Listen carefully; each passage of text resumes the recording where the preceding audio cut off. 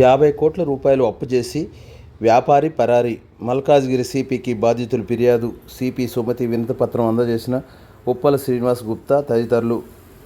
కుషాయిగూడలోని తండ్రికి అనారోగ్యం, కూతురి వివాహం, కొత్త ఇంటి నిర్మాణం ఇలా పలు కారణాలు చెప్పి 50 కోట్లు వసూలు చేసి సిమెంట్ వ్యాపారి చెప్పా పెట్టకుండా ఉడాయించాడు.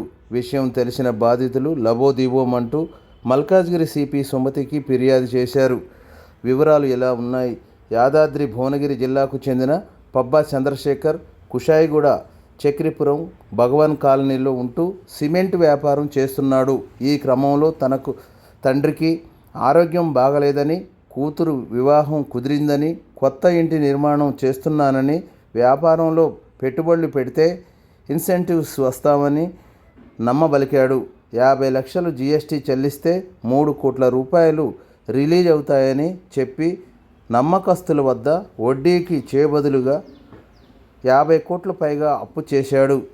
గడువు ముగుస్తున్నా డబ్బులు ఇవ్వకపోవడంతో బాధితులు చంద్రశేఖర్కు ఫోన్ చేయగా గత నెల 22 నుంచి చంద్రశేఖర్ ఫోన్లు స్విచ్ ఆఫ్ వస్తున్నాయి. దీంతో కొందరు బాధితులు పోలీస్ కమిషనర్ మేడం గారికి నమస్తే. మేము మాది మౌలాలి ఒక షాప్ ఉంది, ఎయిర్ కటింగ్ షాప్. నాకు గత 15 సంవత్సరాల నుంచి మా షాప్ కు వస్తారు. నేను ఒక 50 లక్షలు ఇచ్చాను. మా అమ్మాయి ఒక ఇల్లు ఇచ్చాను. నాకు ఎట్లకెళ్ళి డబ్బులు పోలీస్ వారికి కోరుతున్నాను, డబ్బులు ఇవ్వాల్సిందిగా కోరుతున్నాను. లేదంటే మా అమ్మాయి వాళ్ళ ఇంటికి వాళ్ళ కొడుకులు ఇద్దరు ఆమె విషయం తాగి చచ్చిపోతా ఉంటుంది పబ్బా శేఖర్ ఇంటికాడ. కొంచెం పోలీస్ కమిషనర్ గారికి ఇప్పియాల్సిందిగా కోరుకుంటున్నాం. మీడియా మిత్రులకు, కమిషనరేట్ మేడం గారికి, ఈ పోలీస్ బృందానికి అందరికీ కృతజ్ఞతలు తెలియజేసుకుంటూ ఈ రోజు మేము ఇచ్చే కంప్లైంట్ మీరు స్వీకరించాలి. పబ్బా చంద్రశేఖర్ అనే ఒక ప్రముఖ సిమెంట్ వ్యాపారవేత్త. ఇతను ఒక ఆర్గనైజేషన్ లో మంచి పోస్ట్ లో ఉండట్లా చాలా మంది వైశ్యులు అతనికి పరిచయం అయ్యారు. దాని ద్వారా చాలా మంది ఒకరికి తెలియకుండా ఒకరు కొన్ని కోట్ల రూపాయలు ఇచ్చారు. ఇందులో 100 మంది బాధితులు ఉన్నారు. సుమారు 75 కోట్ల రూపాయలు, 15 కోట్ల రూపాయలు ఈ నెల రోజునే తీసుకొని వెళ్ళి పారిపోయాడు. అందరికి ఈ 2-3 డేస్ టైం చెప్పి బయటకు వెళ్ళిపోయాడు. ఒకరి తెలియకుండా ఒకరి దగ్గర డబ్బులు తీసుకున్నాడు. ఇతను జిఎస్టీ పేరు చెప్పి చాలా మంది దగ్గర మోసం చేసిండు. జిఎస్టీ వస్తుందని చెప్పి ఉద్దేశంతో అతను చేసుకుంటూ వచ్చిండు. అతనికి 18% ఇన్పుట్ వస్తుంది. ఆ వచ్చేదాన్ని నేను క్యాష్ రూపంలో సిమెంట్ అమ్ముతా అని కొంతమంది దగ్గర తీసుకుంటూ, కొంతమంది పాప పెళ్లి ఉందని చెప్పిండు, పాప పెళ్లి కోసం కావాలని కొంతమంది దగ్గర తీసుకుంటూ, ఇల్లు కన్స్ట్రక్షన్ చేస్తున్నాను కొంతమంది దగ్గర తీసుకుంటున్నాడు. ఆయన ఇప్పుడు మా దానిలో IVF రాష్ట్ర ప్రధాన కార్యదర్శిగా చలామణి అవుతూ అందరూ మాక్సిమం మా ఆర్గనైజేషన్ లో ఉన్న బాధితులు చాలా మంది ఉన్నారు. 90% మంది వైశ్యులే ఉన్నారు. పాపం వైశ్యులు రూపాయి కూడబెట్టిన డబ్బులు, బిడ్డ పెళ్లి కానీ, రిటైర్మెంట్ అయిన పైసలని, ఇలాంటి చాలా డబ్బులు అతను నమ్మి మోసం చేశాడు. అమాయకంగా నటించి ఇన్ని కోట్ల రూపాయలు. ఇద్దరు మొగలు సోమవారం నాడు అప్స్టాండింగ్ అంటే ఇంటికి వెళ్ళాము. ఇంటికి వెళ్తే వాళ్ళు ఏం చెప్పారు, స్విట్జర్లాండ్ ట్రిప్ అని చెప్పారు. వారం రోజులు ఆగినాము. సోమవారం నాడు వస్తామంటే ఆమె నమ్మినాము.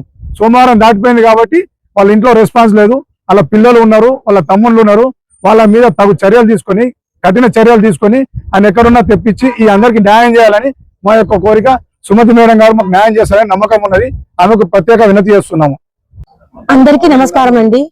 ఇప్పుడున్న సమాజంలో ఒక మనిషిని నమ్మకూడదని ఒక వ్యక్తి, ప్రముఖ సిమెంట్ వ్యాపారవేత్త మా అందరికి, మా వైశ్యాస్ దానికి అందరి దగ్గర నమ్మించి మనము ఇంకొక మనిషికి సహాయం చేయకుండా మాకు ఈ రోజు ఇంత మంది, ఒక 100 కుటుంబాలని మోసం చేసి అందరి దగ్గర డబ్బులు అడిగి మీకు 20 రోజుల్లో ఇచ్చేస్తాను, 30 రోజుల్లో ఇచ్చేస్తానని ఒక్కొక్క మనిషి దగ్గర నుండి ఒక సంస్థలో ఉండి 20 ఏళ్లుగా ఇలా ఉండి నమ్మకస్తుడిగా ఒక్కళ్ళ మీద ఒకళ్ళకి డౌట్ రాకుండా కొన్ని వేల కోట్లు, 75 కోట్ల దాకా ఒక వ్యక్తి మోసం చేసిండు. ఎవరో కాదు, ఆయన పబ్బా చంద్రశేఖర్ గారు. ఆయన cement factory, cement wholesale business అని అందరిని నమ్మించి, పక్కన వాళ్ళని, ఎదుటి వాళ్ళని అందరితో నమ్మించి నమ్మకస్తుడుగా ఉండి ఇంతమందికి ఒక్కొక్క రూపాయి కూడబెట్టుకొని మొత్తం నేను కానీ, ఇక్కడ ఉన్న ప్రతి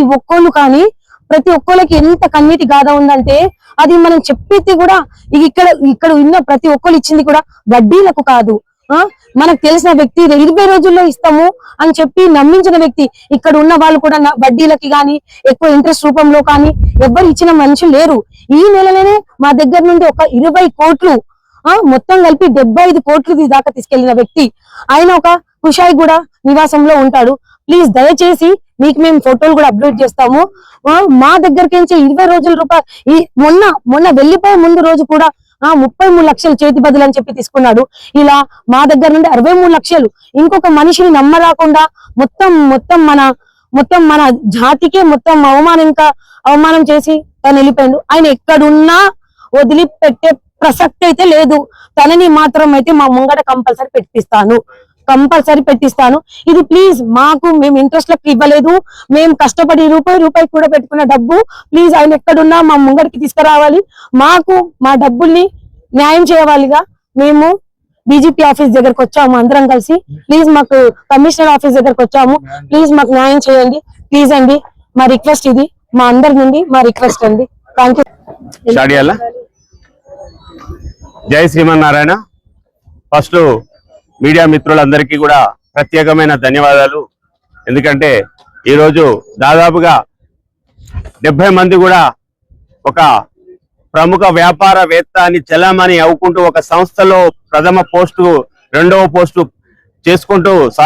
పోస్టు అంటే జనరల్ సెక్రటరీగా పనిచేసుకుంటూ ఎంతో మంది జీవితాలతో ఇలా రోడ్డు మీదకి వచ్చి వాళ్ళందరూ కూడా ఉరిపెట్టుకునే పరిస్థితి వచ్చింది. ఎంతో మందికి కూడా ఆపద ఉన్నది అంటే ఒక మంచితనంతో అందరి దగ్గర పైసలు దాచుకున్న పైసలు వాళ్ళ బంధువులు అవి అన్ని కూడా తీసుకొచ్చి అతని దగ్గర జమ చేసుకొని ఒకరికి తెలియకుండా ఒకరికి దాదాపుగా ఈ నెలలోనే దాదాపుగా 15-20 కోట్ల కలెక్షన్ చేసి వారం రోజుల నుండి కూడా కనిపించకుండా పోతున్నాడు. దానికి ప్రథమంగా వాళ్ళ తమ్ముళ్ళు ఇద్దరు కూడా వ్యాపారం చెలామణి చేస్తున్నారు. అలాగే గుమస్తా కూడా చెలామణి చేస్తున్నాడు. వాళ్ళందరికీ కూడా తెలుసు, మాకు తెలియదు అని మాట్లాడుతున్నారు. ఇలా కమిషనర్ ఆఫీస్ దగ్గరికి వచ్చి మీ అందరం కూడా దాదాపుగా 70 మంది వచ్చారు. కమిషనర్ ఆఫీస్ కాడికి వచ్చి ఇవాళ అమ్మగారికి మేము కంప్లైంట్ ఇవ్వడానికి వచ్చాము. ఈ మీడియా మిత్రులు అలాగే పోలీస్ డిపార్ట్మెంట్ అందరూ కూడా కలిసి ఈడ వచ్చిన జనాలందరికీ కూడా న్యాయం చేయవలసిందిగా కోరుచున్నాను. అన్న పబ్బా చంద్రశేఖర్ అనే కుషాయిగూడ వాస్తవ్యుడు శ్రీ వెంకటేశ్వర మార్కెటింగ్ అనేసి సిమెంట్ వ్యాపారం చేస్తారు. గత 20 ఏళ్ళుగా మాకు పరిచయం. ఫ్యామిలీ ఫ్రెండ్ అయినా వాళ్ళు మేము ఇంట్లో మనుషుల్లాగా మెలిగిన మందరం కూడా వాళ్ళ పిల్లలు మా ముందర పుట్టి పెరిగిన వాళ్ళందరూ కూడాను ఎంత నమ్మించిందంటే దగ్గర ప్రతిసారి కూడా మాట్లాడడం సేటు అవసరం అనుకుంటా వాళ్ళ నాయన కొంట్లో బాగాలేదని చెప్పి వాళ్ళ బిడ్డ పెళ్లి అని చెప్పి ఇల్లు కడుతున్నామని చెప్పి జీఎస్టీ బిల్లింగ్ అని చెప్పి తలా ఒక దగ్గర మనిషి ఒక కహాని చెప్పుకుంటా ఒక దగ్గర 10 లక్షలు ఒక దగ్గర 5 లక్షలు అట్లా పెంచుకుంటా టైంకి మితించుకుంటా మళ్ళీ టైంకి రీపేమెంట్ చేసుకుంటా దాన్ని నమ్మకం కలిగించి దగ్గర 10 ఏళ్ళ నుంచి ఆ డబ్బులు పెంచుకుంటూ ఇప్పుడు 100 మంది పైన మొత్తం తెలంగాణ డిస్ట్రిక్ట్ అన్నింటిలో కూడాను 75 కోట్లకు పైనగా ఆయన మోసం చేశాడు.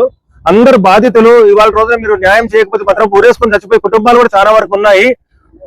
మన గవర్నమెంట్ కానీ లేదంటే మన పోలీస్ కమిషనరేట్ కానీ కొంచెం అన్యత భావించకుండా వాళ్ళు తొందరగా యాక్షన్ తీసుకుంటే కొన్ని కుటుంబాలన్నా బాగుపడతానే ఆలోచనతో మీ ముందు సవినయంగా మేము బాధ వ్యక్తపరుచుకుంటున్నాము. తగిన న్యాయం చేయండి ప్లీజ్. మా ఊరు వ్యక్తి అని నమ్మకంతో చిట్టేసినాము. ఇస్తా అని చెప్పేసి ఇవ్వలేదు. 16 లక్షల రూపాయలు ఒక వికలాంగ నన్ను కూడా మోసం చేసిండు. న్యాయం చేయాలని కోరుకుంటున్నాను. ఇది మా భూమి టైమ్స్ న్యూస్.